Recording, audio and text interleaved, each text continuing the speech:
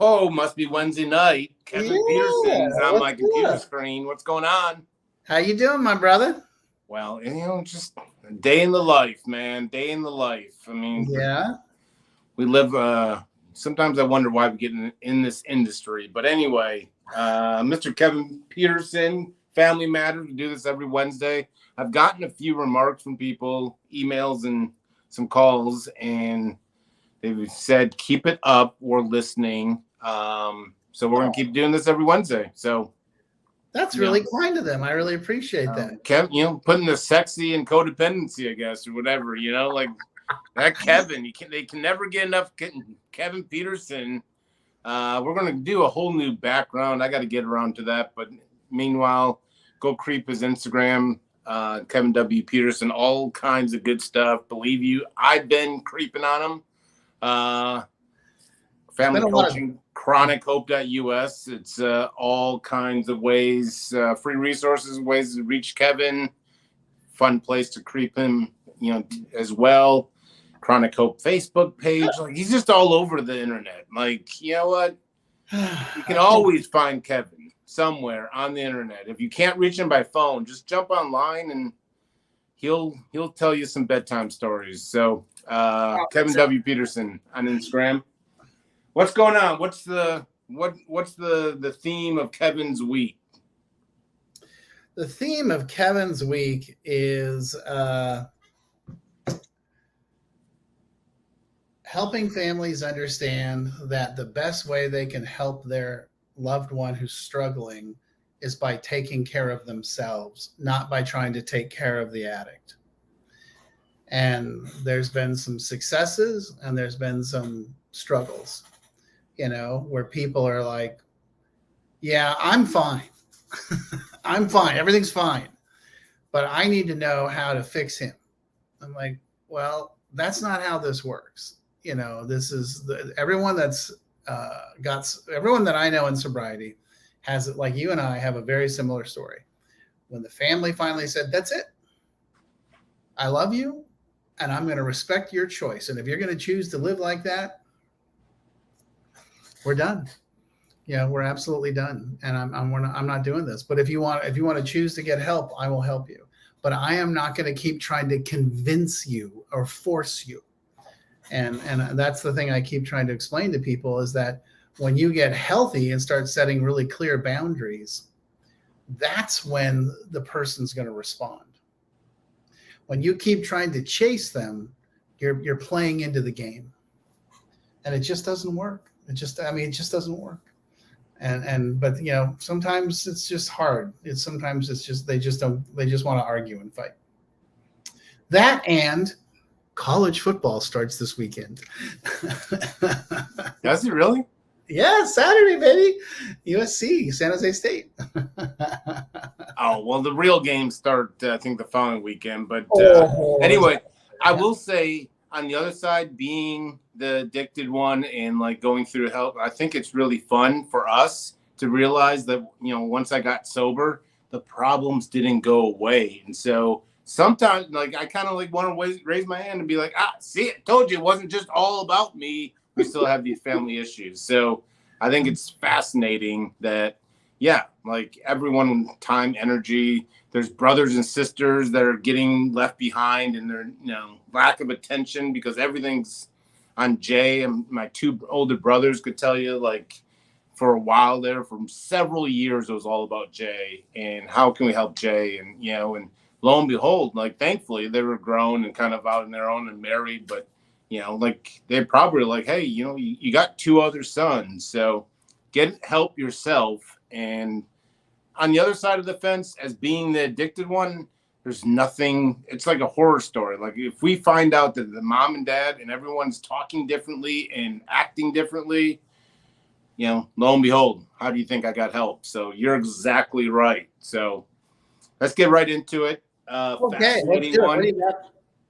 Daughter states that she is a drug addict and that we as parents should stop thinking she can be anything other than a disappointment.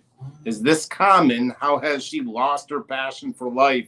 So it's basically just daughter saying, look, I'm going to be a drug addict. That's all I am good for. Hear it all the time. So we were literally just talking about this. The family can just, and I know, I guarantee you the impulse for the parents is we have to fix her. We have to solve this problem. We have to be the ones that change her.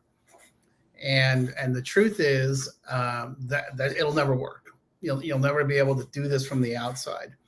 What you guys got to do is say, hey, we love you. We want to help you. We're happy to offer you.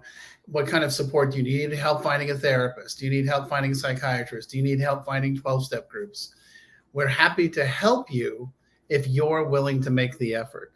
If you're not going to make the effort and you're just going to say, screw it, I'm not going to do this. Well, okay, we're also going to respect your wishes. And when you're ready to get help, we will help. Now, here's the caveat. When she says I'm a drug addict, I also want to be clear. If she's putting needles in her arm or doing drugs that could kill her, then I think you guys should consider talking to Jay about what it's like to do an intervention. Because when people are at that point where they're putting their lives at risk on a day-to-day basis, the time for setting boundaries is pretty much come and gone. Now it's time to act, and make a clear statement that we love you, we don't want you to die, and what you're doing is life-threatening. So that's what it really comes down to. And by the way, for that lovely family, they should read my book, Chronic Families in Addiction. Attaboy. Because it's all around in there. Let's jump around. This is much the same. 19-year-old son says he wants to stop using drugs, but that the high is too good to stop. All this despite being in jail and not being able to keep a job, blah, blah, blah, blah, blah, blah. Mom and dad just are saying, like, what's this high? Like, why would he chase this high when all these bad things are happening?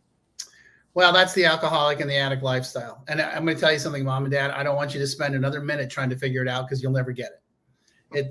This is the biggest thing that most people that are not alcoholics or not addicts, they're like, I'm trying to understand why. I'm like, stop trying.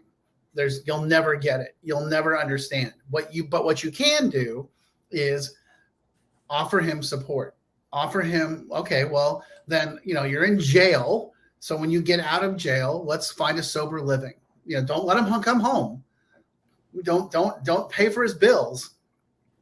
Offer to say, hey, we're happy to put you in sober living, and if we can afford it, we'll help you afford it. But that's how our support's going to look like. We're not going to give you anything until we, see you actually engaged in your own recovery. That's a strong boundary. And again, this is all part of what in my book, in both my books, is like, you got to set boundaries in 3 categories: no drugs, no alcohol, work or school. You got to get a job. You got to go to school or some combination of both. And you got to treat the family with dignity and respect. And it's super simple and super straightforward. And we lay out how to hold them accountable, and then what to happen when it happens, or when it doesn't happen, what do you do? So I'm giving you the plan. And that's really what this is all about, is you guys got to change the way you're behaving in order to get him to change the way he's behaving. That's the simplest way I can put it. Well, much like the same thing, we're going to, you can pretty much say ditto. Our 23-year-old son was arrested for having drug paraphernalia in his car. Wouldn't be the first time he's been arrested for drugs. They've been doing drug testing. Here's where the caveat is. He's coming up clean. He's been negative, adamant he's innocent, saying it's a buddy's. But according to, it sounds as if, I won't say it's definite, but it sounds as if he's using synthetic drugs, things that are not showing up on these take-home tests. And so let's talk about, these take-home tests, great things, can kind of give alerts. There's a lot of things that will fly under the radar of those take-home tests. Which is why in the plan that I outline, we're going to take him to a drug testing facility. You just can't beat it. The other side of it too is, for all we know, he's using something to mask and hide and defeat the take-home test. They're just not as good as the tests that you use at a drug treatment center. They're just not. So my position would be, start taking him to there, and then just make it clear that your boundary is going to be, you got to test clean, you got to get a job, and you got to work full time. You got to be self-supporting financially. and you got to treat us with respect and dignity. And the fact that you got busted, that's on you, and you're going to have to pay for that. You're going to have to deal with that. You're going to have to fight that battle. We're not going to solve that problem for you. We're not going to fix it for you. I don't even want to have the argument with him. Like, oh, I'm clean. Okay, cool. You're clean. In our house, our rules are no drugs, no alcohol. You got to work full time or go to school full time, and you got to treat us with dignity and respect. Those are your options. You're going to have to fight that out with the cops and the legal system. That's not our problem. And I'm not even going to argue. Okay, I believe you. You're clean. By the way, we're going to continue to have you go to a drug testing facility and be drug tested because that's how it works. Yeah. Look up YouTube. I mean, I want to say thousands, but I'll just say hundreds of YouTube videos on all different ways that people can go around those take-home tests. It's staggering. I did it one day.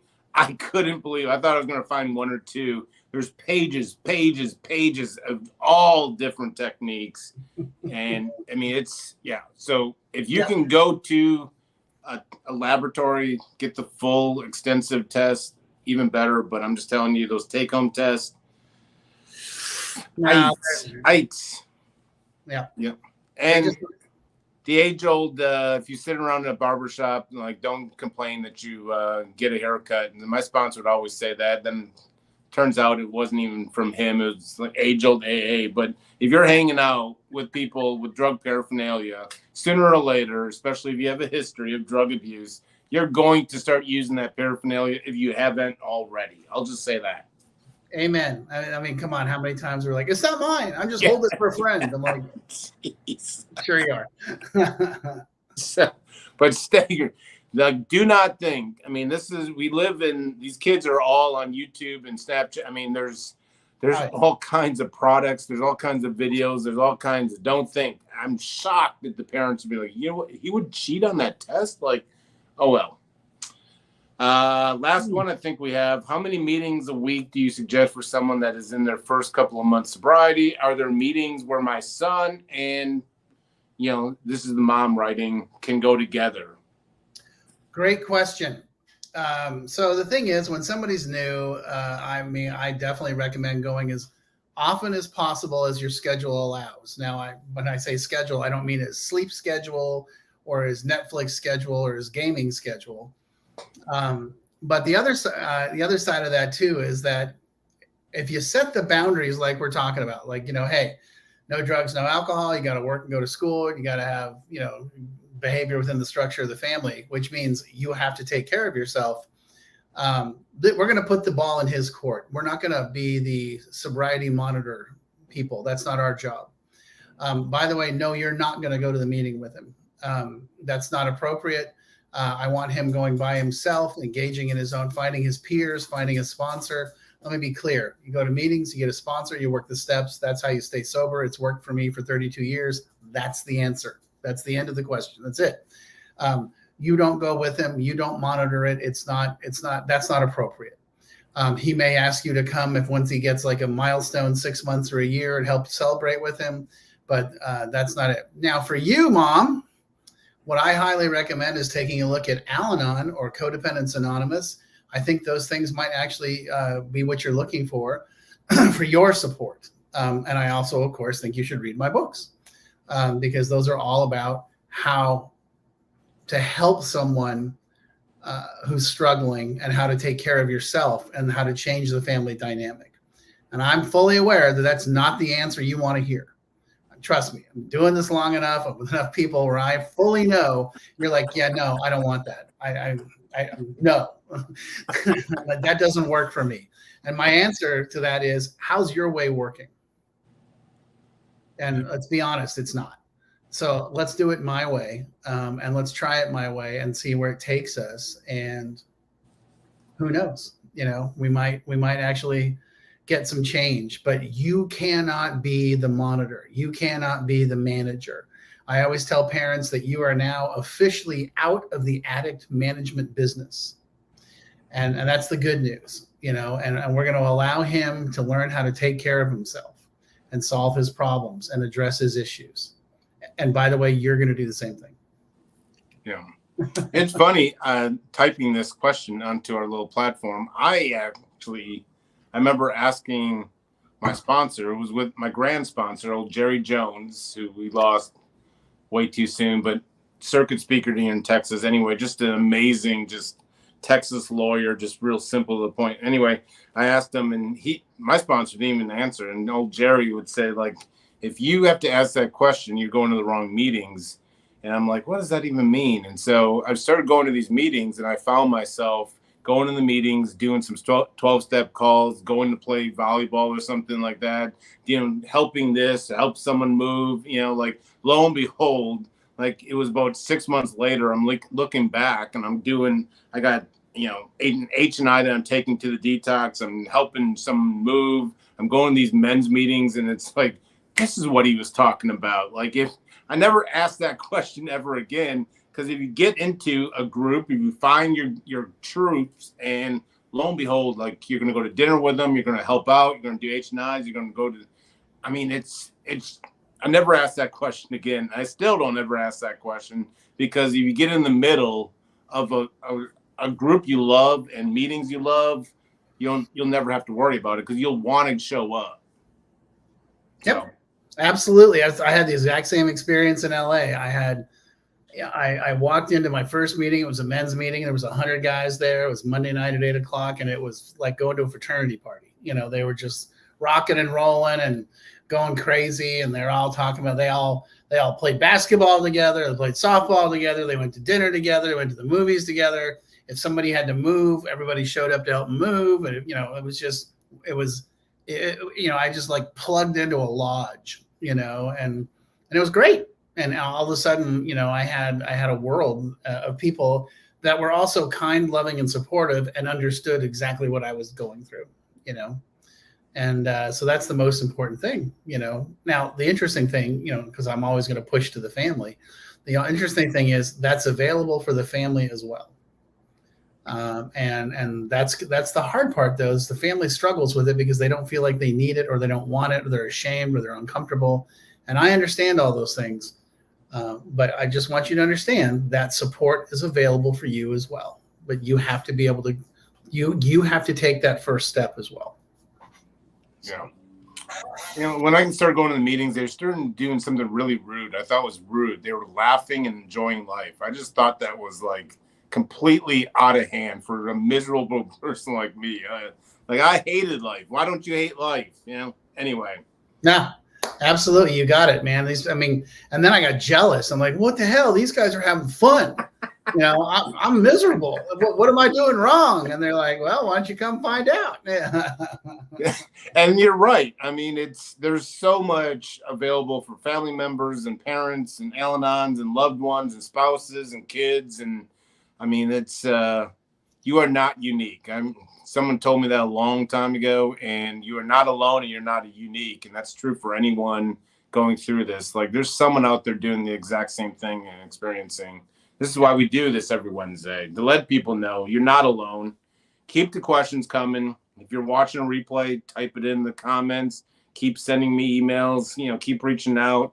Say how much you love the podcast. I love hearing it. I love passing it on to Kevin. But send me an email. I want a message. Yeah, exactly.